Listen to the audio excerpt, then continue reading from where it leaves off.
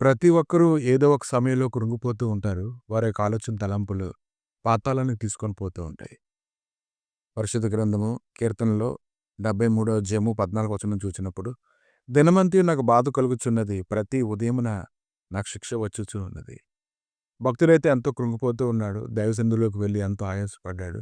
అతడు దైవ సన్నిధిలో మొరపెట్టాడు. అలా మొరపెడుతూ ఉన్నప్పుడు దేవుని యొద్ద నుంచి ఒక సమాధానం అతను పొందుకున్నప్పుడు అతని హృదయంలో వేదనంతా తొలగిపోవడాన్ని మనం చూస్తున్నాం.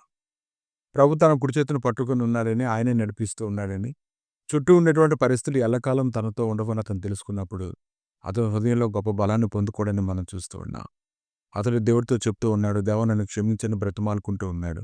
నీవు నన్ను ఎల్లప్పుడూ విడిచిపెట్టలేదు. నీవు నాతోనే ఉన్నావు. నీవైతే నా చేతిని పట్టుకున్నావని అతను సంతోషిస్తూ ఉన్నాడు.